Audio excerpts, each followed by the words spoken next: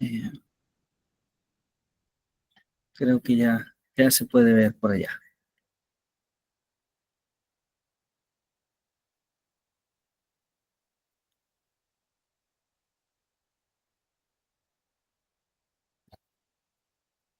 Muy bien, pues bueno, nuevamente, bienvenidos y bienvenidas al Seminario de Pedagogías Latinoamericanas. Vamos a estar justamente estudiando los días 8, 15, 22 de octubre y nuevamente a través de la Red Iberoamericana de Academias de Investigación les damos una cordial bienvenida. Pues bueno, justamente el tópico de nuestro seminario es las pedagogías latinoamericanas. Pero las pedagogías latinoamericanas han estado inmersas en un concepto que en la nueva escuela mexicana y en otros modelos educativos cada vez es más patente, cada vez lo observamos más, que es justamente la idea de una pedagogía crítica, ¿sí? Esta es la razón por la cual justamente comenzamos con este concepto, con esta idea, que es uno de los conceptos centrales, ya que una buena parte del pensamiento educativo latinoamericano tiene aportaciones justamente al desarrollo de las pedagogías críticas. Pero, ¿qué es entonces lo que nosotros entendemos por una pedagogía crítica? Bueno, en términos generales, podríamos decir que una pedagogía crítica es una corriente educativa, ¿sí?, que propone justamente que el conocimiento no es políticamente neutral y además asume que la enseñanza es un acto inherentemente político. De ahí entonces que aspectos relacionados a la justicia social, a la democracia, pues no son distintos, no son diferentes justamente a los actos de enseñanza y aprendizaje. Entonces podemos observar desde este concepto esta conexión tan importante que tiene la educación con la política, la educación con la búsqueda de esa justicia social, ya que vamos a asumir desde esta perspectiva una conexión natural que se da entre el proceso de enseñanza, ese proceso de enseñanza-aprendizaje que se construye en el salón de clases, pero que su impacto va más allá de lo que las personas hacemos en la escuela. Nuestra educación va más allá de solamente haber aprendido a leer, a escribir, a hacer algunas operaciones matemáticas, porque esto nos va a permitir construirnos como persona y a lo largo de nuestra vida poder hacer una toma de decisiones más responsable y más informada. Bueno, entonces, eh, justamente como punto de partida esta visión de la pedagogía crítica y uno de los autores más representativos, de hecho es uno de los autores que el día de hoy vamos a revisar sobre la pedagogía crítica, es justamente Paulo Freire, ¿sí? Paulo Freire es uno de los representantes más importantes de esta corriente de pensamiento. Una de sus obras de relevancia es justamente la pedagogía del oprimido. Sin embargo, podríamos decir que algunas eh, de las ideas críticas surgen en obras de otros autores, como puede ser justamente Antonio Gramsci, Peter McLaren o Henry Giroux, ¿sí?, que tienen una influencia importante en los conceptos de educación y de desarrollo, pero que también abordan otras ideas escritas sobre la sociedad, sobre la cultura, sobre la justicia, en los trabajos de Luis Ferré Althusser, de Pierre Félix Bourdieu, de Jean-Claude Passeron o de Paul Michel Foucault. Sin embargo, a pesar de que muchos de estos autores que he citado en este primer momento son autores europeos o anglosajones, en su mayoría, es interesante observar que algunas ideas que hoy en día llamamos contemporáneas, que inclusive podríamos llamar actuales, que son debatidas en el campo de la pedagogía crítica, han sido ya reflexionadas desde hace mucho tiempo. Y esta reflexión, curiosamente, se da también en América Latina. Es así que nosotros vamos a tratar de ir construyendo de manera parcial, de una forma muy breve, parte de la historia de estas ideas, que muy probablemente la podemos comenzar hablando a mediados del siglo XVIII, ¿sí? A mediados del siglo XVIII, que es cuando nace Simón Rodríguez. Simón Rodríguez, quien aparece en esta imagen y que lo podemos encontrar algunos elementos de su vida en Internet, en algunos libros de historia de la educación muy interesantes. Podemos identificar a Simón Rodríguez como el hombre que lucha por los derechos de las mujeres y de los niños, que lucha también por la construcción de una educación popular, de una educación crítica. Y es probablemente en ese entonces que surge la primer noción de una escuela pública en Latinoamérica. Quiero decir, y aquí ser preciso en el sentido de que no surge como tal escuela pública, pero surge al menos la idea de una escuela popular que con el paso del tiempo se va a convertir en la escuela pública. Simón Rodríguez nos habla de la escuela como ese medio en el que las personas pueden aprender ciencia, como ese medio en el que las personas conocen sobre el comercio y sobre las letras. Y sobre todo, fija una mirada en la escuela, en una escuela para todos, en una escuela donde no haya distinción de clases. Como lo dice Simón Rodríguez, el maestro de niños debe de ser sabio, ilustrado, filósofo, comunicativo, porque su oficio es formar a los hombres para la sociedad. Simón Rodríguez va a concordar con una visión que aún se tiene de ver esta idea del progreso social a través de la educación. Y que la lucha por la independencia, recordemos, estamos hablando a mediados del siglo XVIII, se obtiene por medio de las armas. Pero esta lucha no debe de confundirse con la lucha por la libertad. Esa libertad que para Simón Rodríguez se obtiene por medio de la educación, por medio de la escritura. Debe entonces de prepararse a todas las personas, sin hacer distinción de clases, sin hacer distinción de razas, a educarse. Y todos los miembros de la República deben de ir a la escuela, deben de tener acceso a la escuela.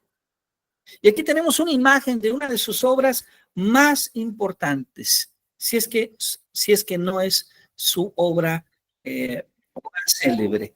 Me estoy refiriendo a Sociedades Americanas, escrita en 1828. Rodríguez entonces va a sentar las bases para una serie de debates pedagógicos que se van a discutir en los siguientes siglos, que se van a retomar en el siglo XIX, en el siglo XX, y que posiblemente todavía encontremos muchas de sus ideas presentes en la América Latina contemporánea. Rodríguez es conocido también porque influye de manera importante en el pensamiento de Simón Bolívar, particularmente en sus ideas sobre la libertad y sobre la igualdad de clases. Como lo dice él mismo, no son las razas quienes vuelven estúpidos o esclavos a los hombres, sino las sociedades.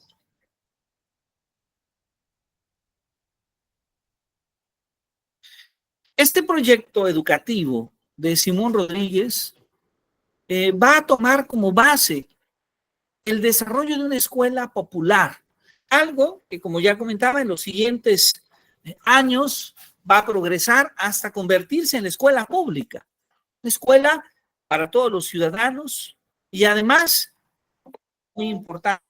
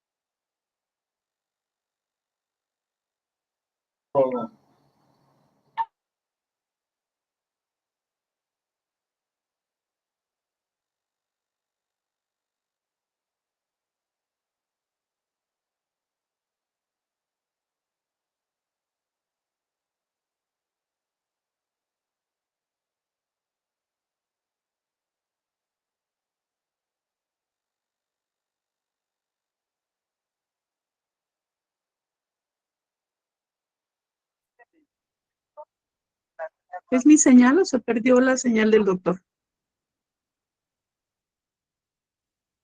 Ah, ok.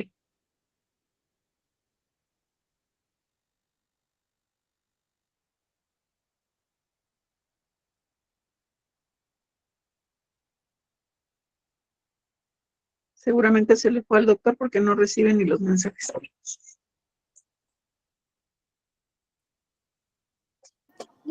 Lo que pasa es que acá en la zona de nosotros hay una falla como general, no hay internet, entonces a lo mejor le está Sí, fallando al maestro.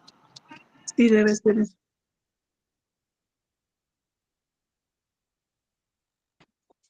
ahora no la videollamada. Ok.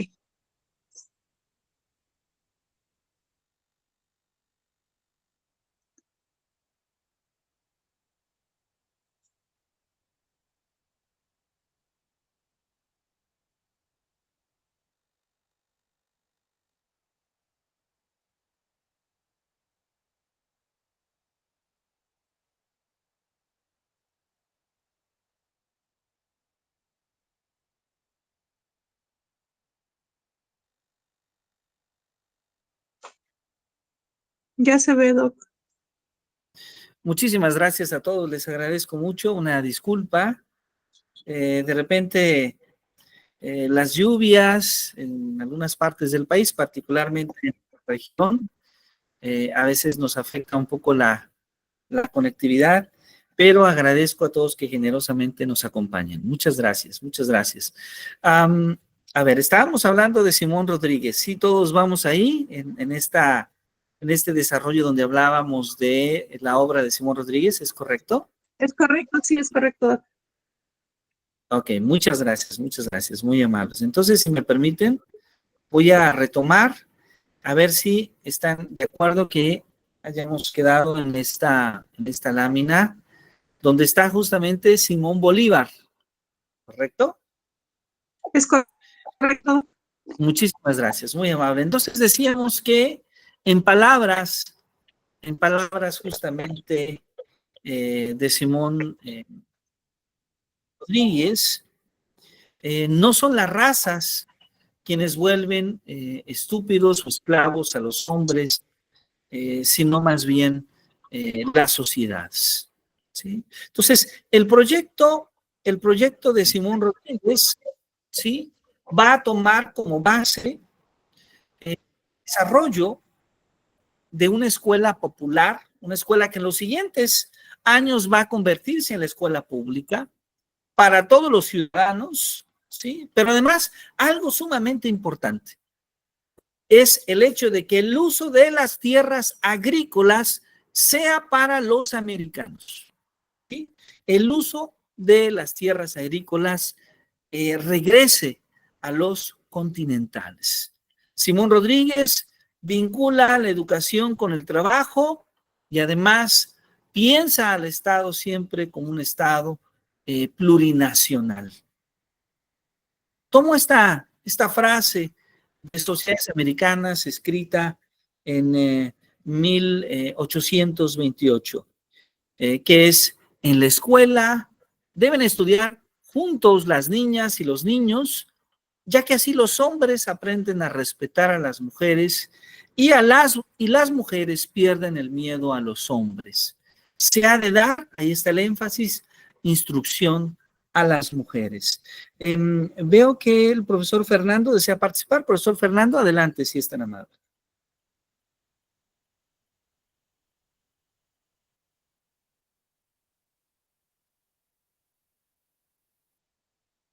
Bien, tal vez ha sido involuntario, pero en caso de que alguien tenga alguna duda, no deje de levantar su mano y con mucho gusto la estaremos atendiendo. Muchas gracias.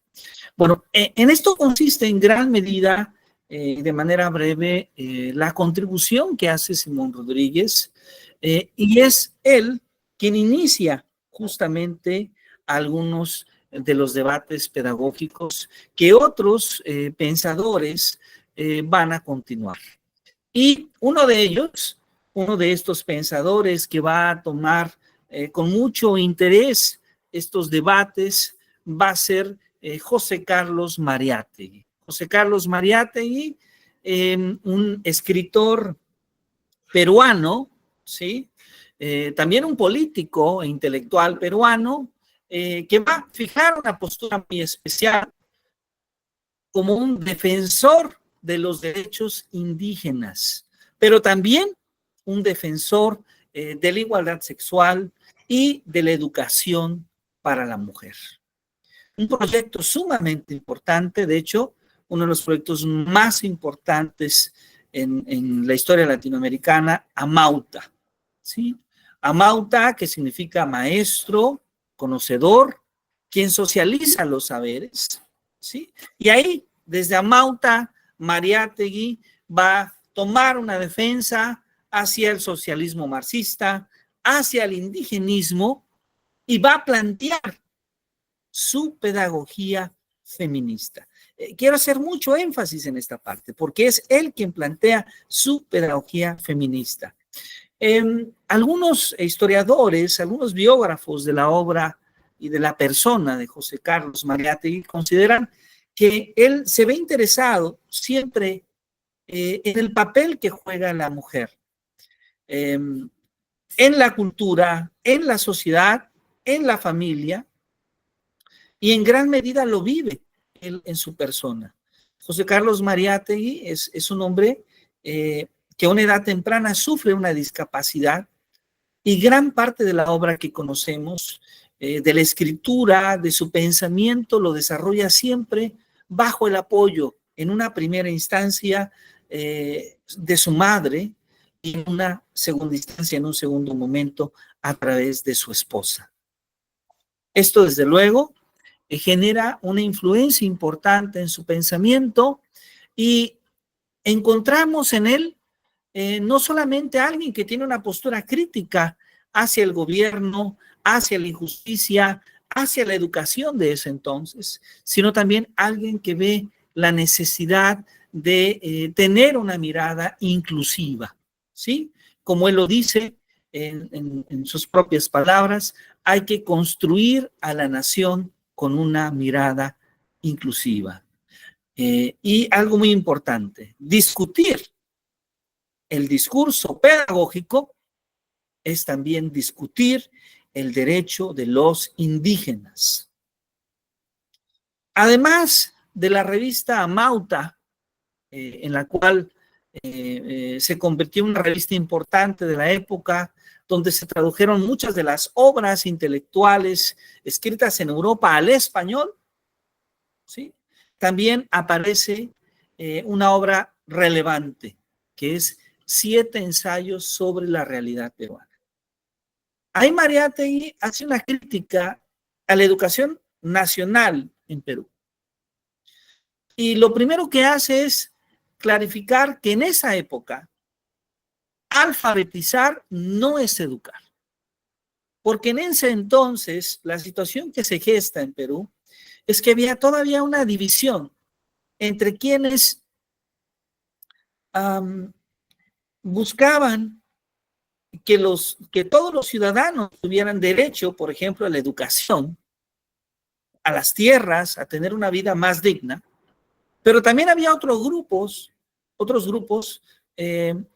sociales que no estaban interesados en ello, que consideraban que solamente unas familias tenían que seguir teniendo un papel protagónico económicamente, socialmente, y que la mujer no tendría que tener acceso a una educación. En este sentido es que Mariátegui dice que la educación nacional de ese entonces no tiene un espíritu nacional. Es más bien colonial y colonizadora.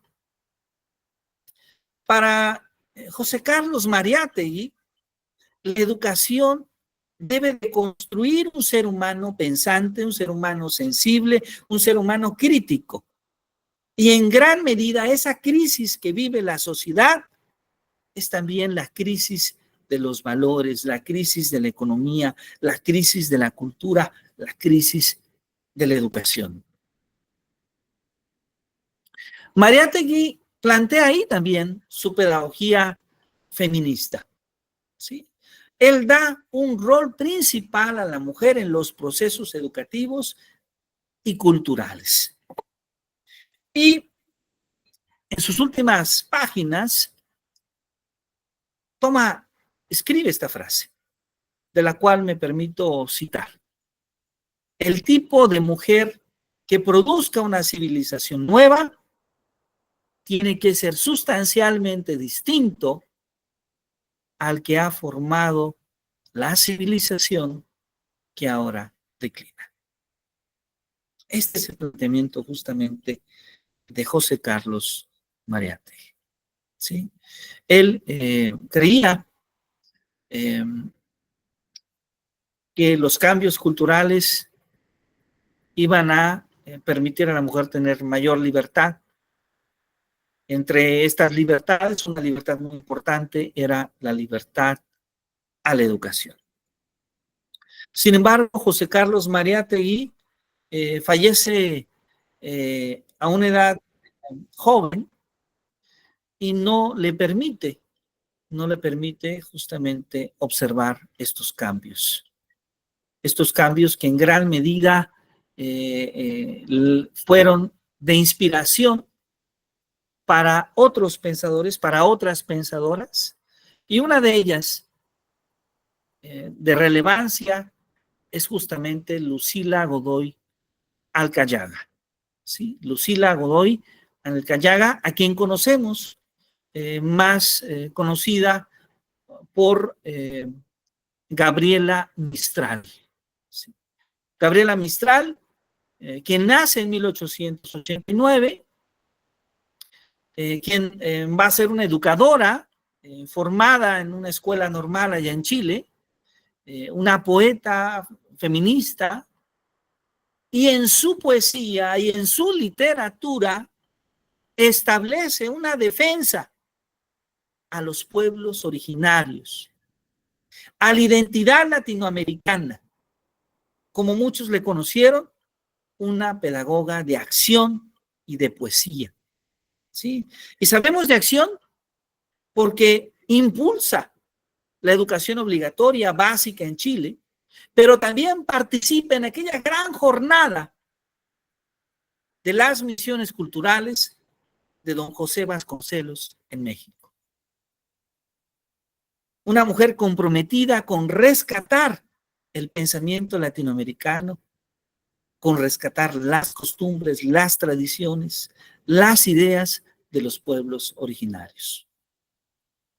Como ella lo decía, la educación para la mujer, instruir a la mujer es hacerla digna, es arrancar la degradación a muchas de sus víctimas. En México participa con José Vasconcelos. Y un poco después de este periodo, ella escribe una de sus obras con mayor relevancia, Imagen y Palabra de la Educación, en 1956. Antes participa en esta gran jornada de alfabetización a través de las misiones culturales que convoca José Vasconcelos, ¿sí? Con el surgimiento de la Secretaría de Educación Pública en México. Pero tomo una frase que me parece muy interesante de imagen y palabra de la educación. Cuando ella hace referencia a su participación en las misiones culturales con José Vasconcelos, ella dice: ahí tuve la alegría de aprender de la mala superstición, de aquello que dice que el indio americano padece de una capacidad intelectual irredimible. Ahí gocé de su genio para el dibujo, la pintura y escultura, de la sed de leer, de escribir, de danzar y de cantar que posee el pueblo. Creo que es una gran descripción de lo que observa Gabriela Mistral. Gabriela Mistral, que considera también que la educación de un país debe de estar basada en la propia realidad, en las necesidades que el país tiene, y no en la copia de otras realidades de otros países. Algo que hemos enfrentado en América Latina de manera constante, que es observar los modelos europeos, observar los modelos anglosajones y tratar de repetirlos en nuestros países. También considera que el maestro jamás debe hacer lo que los niños pueden hacer por sí mismos. Y que en toda la primera infancia nos aparece la imaginación, ya que inventando el niño se enseña historias a sí mismos. Entre el siglo XIX, entre el siglo XX, el desarrollo educativo se ve influenciado por varios pensadores. Algunos ya hemos citado, como Simón Rodríguez, como José Carlos Mariátegui, como Gabriela Mistral, pero habría que citar también a Domingo Faustino Sarmiento, a José Martí, a Gesualdo Sousa, a Paulo Freire y desde luego en México a José Vasconcelos. A varios de ellos los vamos a retomar en nuestra siguiente sesión. Pero vamos a caminar, si ustedes me permiten, hacia un punto de encuentro con uno de los pensadores más conocidos, más influyentes en América Latina y en el mundo.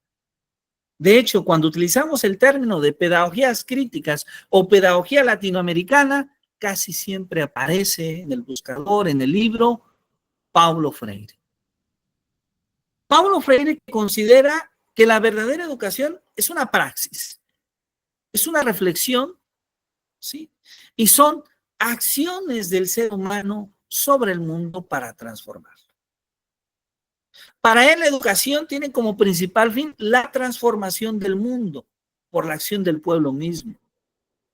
Ese pueblo que ha liberado su conciencia a través de la educación y que hace posible esa transformación.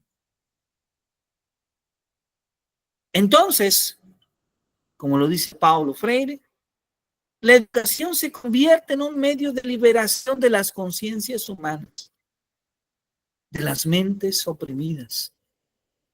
Es un acto de amor y de cooperación.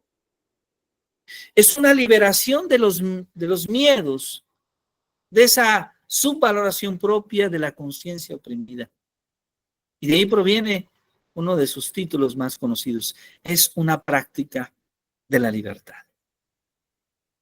Paulo Freire, autor de varias obras, todas estas ampliamente conocidas e interesantes para la lectura: La educación como práctica de la libertad, Cartas a quien pretende enseñar.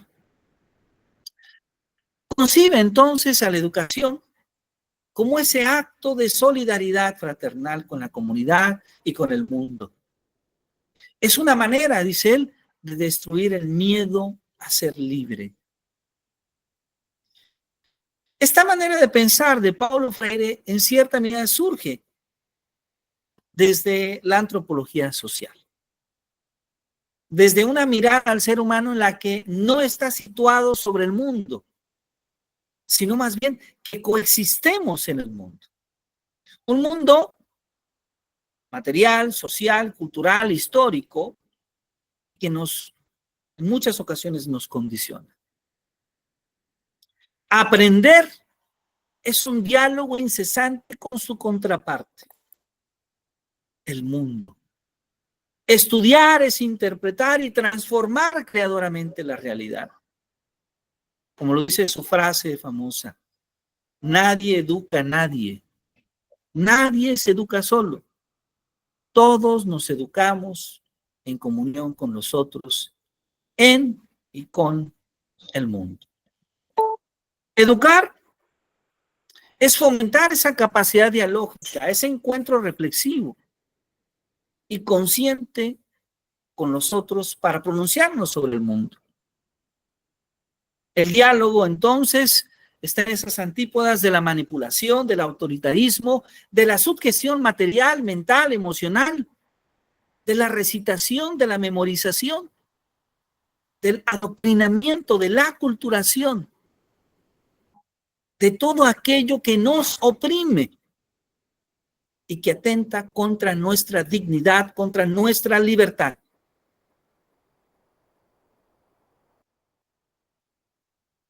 Y claro, esto nos hace llevar a una reflexión de la cual escribió un poco un autor europeo hace ya varios años, Michel Foucault,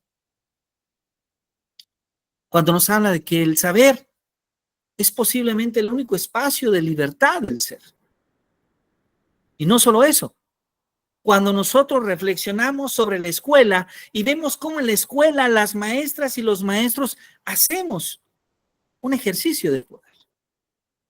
Porque no solamente facilitamos el conocimiento, no solamente facilitamos o contribuimos al desarrollo de las habilidades cognitivas y emocionales, sino que en realidad las maestras y los maestros hacemos una influencia en el pensamiento del alumno.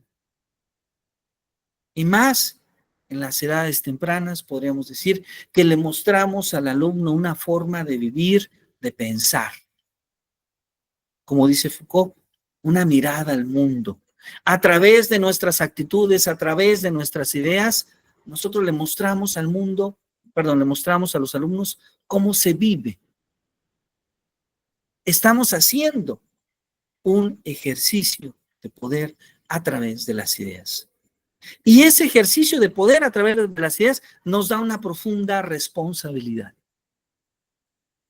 Porque entonces somos responsables de esas ideas que comunicamos. Somos responsables de esas actitudes que de manera intrínseca o extrínseca enseñamos a nuestros estudiantes. Somos corresponsables de la mirada que tienen nuestros estudiantes del mundo.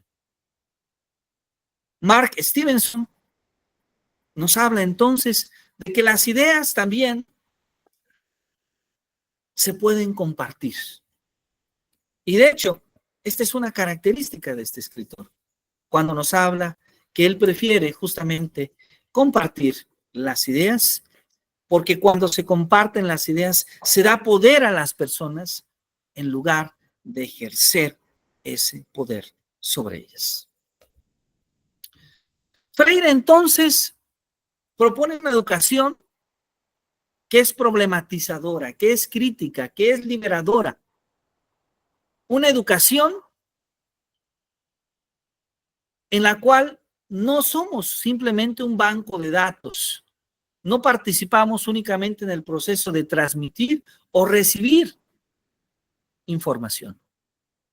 Educarse es tomar nuestra propia palabra y pronunciarla para otros. Es comprender el mundo, es vivir nuestras propias experiencias para poder dialogar, para poder relacionarnos con otros de manera libre, de manera consciente. En este sentido, la educación es un proceso que libera al ser humano. Y muy especialmente que nos libera de la posesión de otros, que nos libera de las ideologías, de las culturas, de las modales y de otros instrumentos de dominación.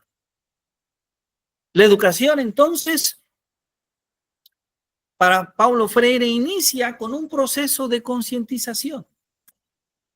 Esto que él llama el despertar de una conciencia crítica. Ese despertar que de alguna manera libera a la persona de la opresión, de la pasividad, y que le permite ir pasando de la inconsciencia a la conciencia, de la ingenuidad a la criticidad, de la sujeción a la libertad. Y que en cierta medida nos permite pasar de esa conciencia mágica a una conciencia ingenua, a una conciencia crítica y finalmente a una conciencia política y revolucionaria. Esta concientización que empieza por la toma de la conciencia, de darnos cuenta de esa relación que se manifiesta entre opresión, opresor y oprimido. Entonces, esta pedagogía de Paulo Freire se convierte en una pedagogía del oprimido que busca siempre su libertad. Una conciencia que produce, al liberarse, un estado de insatisfacción, un deseo de salir de ese estado de sujeción, de salir de esa mentalidad pasiva, de ese miedo que tenemos cuando somos oprimidos.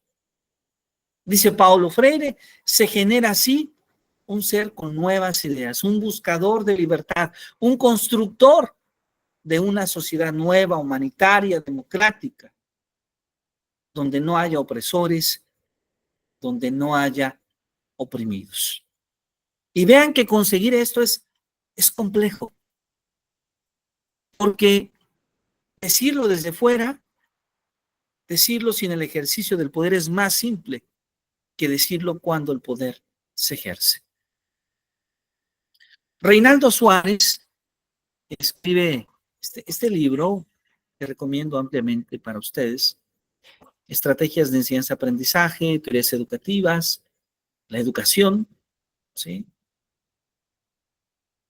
Revisa la obra de Paulo Freire y considera que esa concientización debe de seguir un proceso de praxis liberadora, un compromiso con la propia liberación,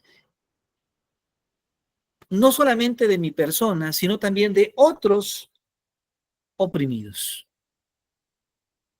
sino también de otros oprimidos. Freire considera que el analfabetismo es un atentado contra la dignidad humana.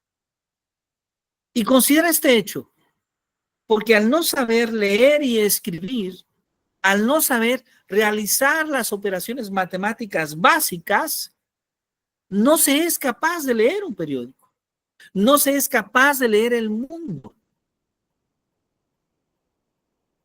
Para Paulo Freire, la verdadera alfabetización debe de ser siempre un proceso de liberación.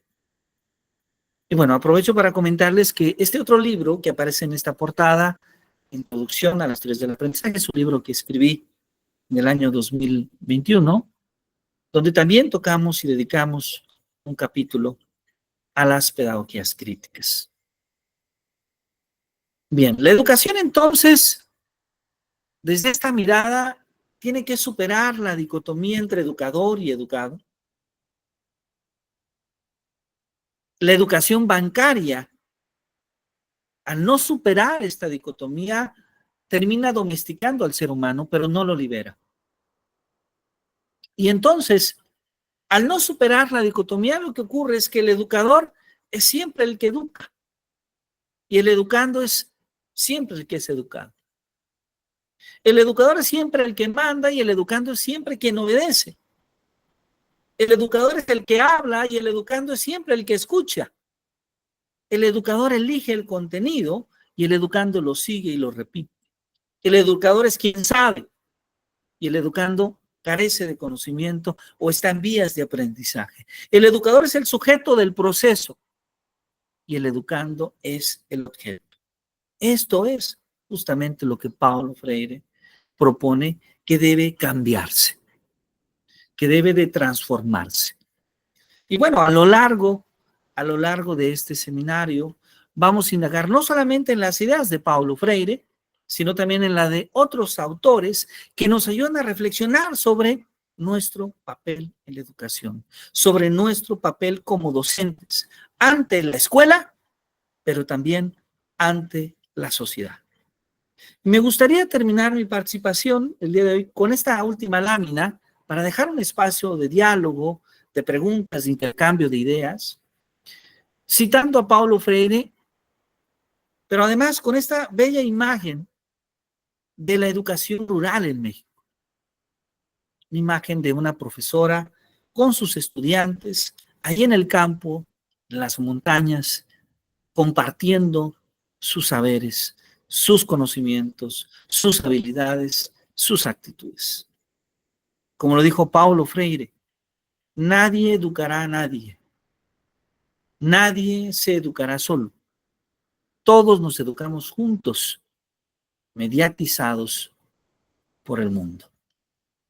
Termino con esta frase, esta primera sesión de este seminario, donde hemos hablado con una perspectiva histórica de algunos de los primeros trabajos sobre la pedagogía latinoamericana, pero también empezamos a profundizar ya algunas ideas correspondientes a Paulo Freire. Me gustaría terminar en este punto y entonces, si ustedes están de acuerdo, escuchar sus preguntas, sus comentarios. Adelante, por favor, si son tan amables.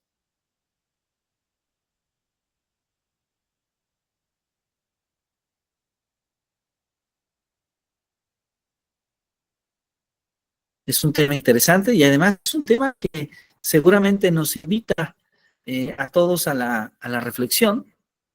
Entonces, no sé si alguien tenga alguna pregunta, algún comentario. Adelante, por favor.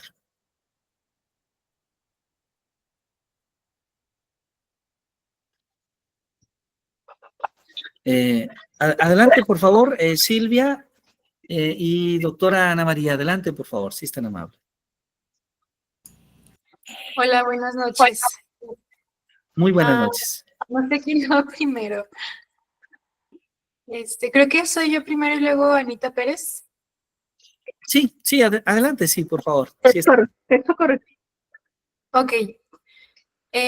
Bueno, primero que nada, para felicitarle, la verdad, recordar todas estas autores de la educación para mí es muy importante y en lo personal, yo soy docente universitaria y bueno, muchas de las veces en el ámbito universitario, pues se permite dar clases sin tener noción de lo que es la pedagogía, la andragogía y estas nociones de la educación tal cual. Entonces, hoy justamente mis estudiantes ya de últimos grados de la licenciatura me comentaban que sufren mucho con las maestras y maestros que son autoritarios y que piensan que tienen la verdad absoluta. Y a mí me da mucha satisfacción pues que tengo estas concepciones de la educación, de concepciones filosóficas de la educación que me hacen ser y tener una postura más humanista con mis estudiantes. Y pues que siempre cuando uno está en el ámbito de la educación, pues se tiene el compromiso de seguir capacitándose, por eso es que este seminario lo agradezco mucho, este espacio. Gracias. Muchas gracias, maestra Silvia, gracias por su generoso comentario. Y claro, creo que esa es una reflexión muy interesante, el darnos cuenta que finalmente nadie tiene todo el conocimiento se construye en sociedad, se construye en cultura, y creo que es uno de los planteamientos que justamente hace Paulo Freire. Esta mirada tan interesante que nos permite, desde luego, repensar la labor que nosotros tenemos como docentes y también repensarla no solamente en los saberes que poseemos, sino en el efecto que tiene nuestra práctica docente, que probablemente no somos nosotros quienes podamos hacer transformaciones grandes en el mundo, aparentemente, pero todos los días estamos contribuyendo en la transformación de seres humanos. Todos los días y a través de los meses, a través de los años de servicio, pasan por nuestras aulas muchos estudiantes, muchas alumnas, muchos alumnos, que se llevan una forma de ver el mundo gracias a nuestras aptitudes, a nuestros conocimientos, a nuestras habilidades, a nuestras propias reflexiones. Doctora Ana María, adelante, por favor, si es tan amable. Gracias, doctor. Muy buenas noches a todos. Pues, por supuesto, en primera instancia, agradecer como siempre, las oportunidades que usted nos da de estos diálogos, de estos intercambios tan interesantes con el cuerpo magisterial nacional e internacional que usted siempre convoca.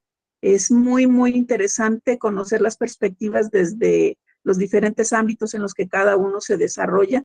Me encanta lo que ha comentado la maestra Silvia, porque en efecto, todos los niveles en los que los maestros no están preparados previamente en el área pedagógica presentan muchas condiciones que son dignas de considerarse y dignas de retomarse en el momento de la continua evaluación y de la continua formación que debemos de tener.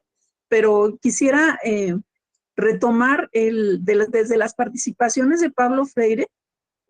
Yo considero, esta es una opinión muy personal, conociendo la obra de Pablo Freire, creo yo que lo que él propone es como el mínimo posible o el mínimo deseable de lo que debe de ser un maestro.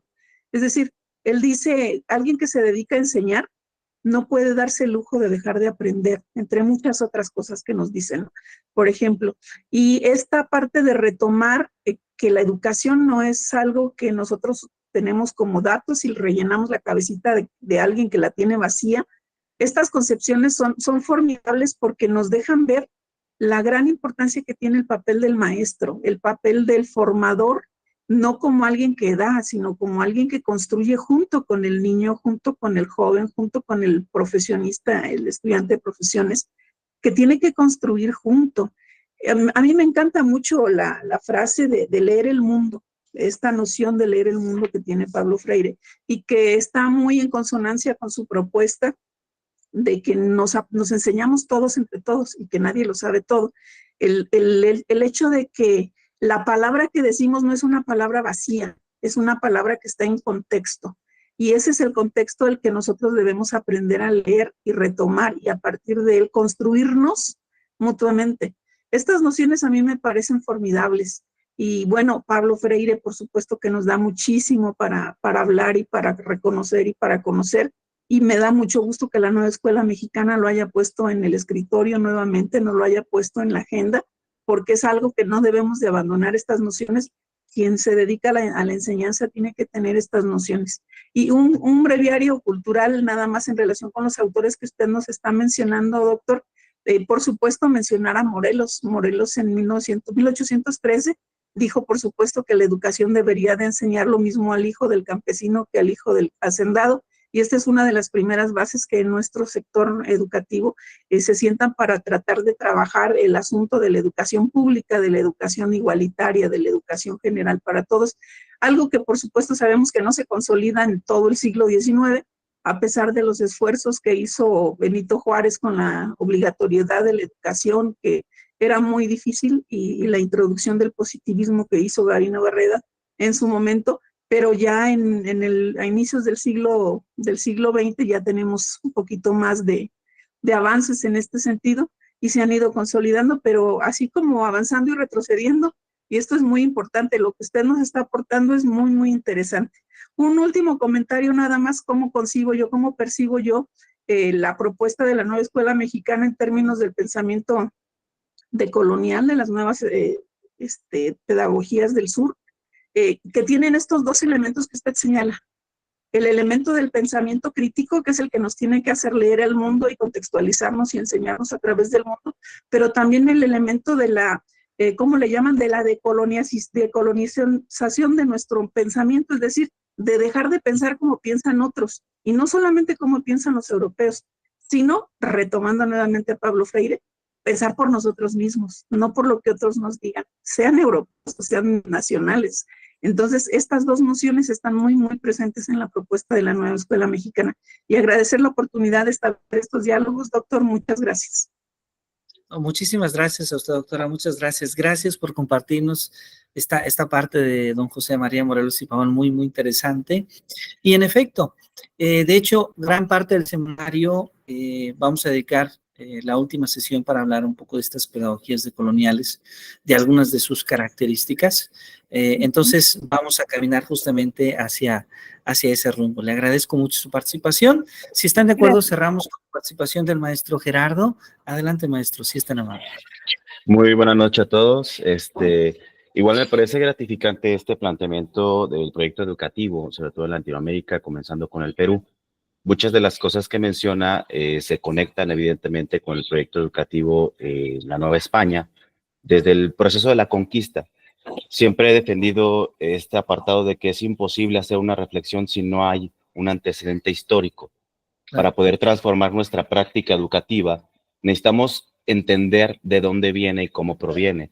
Entender que la práctica tradicional, de la cual algunos de nosotros todavía no nos podemos deshacer de esa opresión, pues data desde la educación lancasteriana, ¿no? Si nos vamos más atrás, desde el proyecto educativo de las misiones religiosas, desde la conquista con Hernán Cortés, desde esas prácticas, ¿sí? En donde se administraba, como usted bien menciona, esta parte de la microfísica del poder, cómo castigar, cómo regular, cómo enseñar. Me parece muy interesante hacer ese planteamiento y plantear como un referente muy importante la didáctica magna de Juan Amos Comenio, claro, que es el primer apartado desde donde detona esta parte de la didáctica de la enseñanza. Me parece totalmente a mí este apartado fundamental. Y pues nada más comentar esta parte de la nueva escuela mexicana, creo que retoma estos aspectos que siempre han sido acallados en función de la pedagogía del oprimido, pero también de la pedagogía de la autonomía. No podemos superar una situación de oprimido si primero no nos reconocemos como oprimidos y no reconocemos también al opresor como un oprimido, porque también los maestros somos esclavos de nuestras propias prácticas, en donde pues al final somos conquistados, ¿no? Entonces me parece muy fructífero, muy interesante la forma en cómo plantea desde las ciencias sociales, sobre todo desde el funcional estructuralismo, con Gramsci, con Althusser, con Foucault, que también es fundamental, y bueno, me parece a mí un seminario muy fructífero, ¿no? La verdad es que me llamó mucho la atención. Muchísimas gracias, muchas gracias por acompañarnos, profesor Gerardo, un placer contar con su presencia. Y sí, no mencioné a Joan Amos Comenius, en efecto, el padre de la pedagogía, un personaje sumamente importante. Me concentré un poquito más en lo latino, pero en efecto, un personaje muy importante. Y en Joan Amos Comenius encontramos justamente esta gran reforma donde se convoca a la educación primaria como obligatoria, siendo un parteaguas sumamente importante. Le agradezco mucho sus comentarios y bueno, agradezco mucho a todos ustedes su amable participación en esta primera sesión del seminario. Vamos con mucho gusto a reunirnos en 8 días para seguir dialogando justamente sobre el pensamiento educativo latinoamericano. Vamos a hablar de otros autores. El día de hoy hemos comenzado un poquito este trayecto, nos hemos detenido un poco en Paulo Freire y hemos repasado algunas ideas de otros autores como Simón Rodríguez, José Carlos Mariátegui, Gabriela Mistral, pero agradezco a todos ustedes que nos acompañen. Entonces, bueno, pues les invitamos en 8 días a reunirnos para seguir dialogando sobre este tema interesante. Ha sido un gran placer que nos acompañen y estamos a sus órdenes. Muchísimas gracias. Muchas gracias, doctor. Buenas noches a todos. Muchas gracias.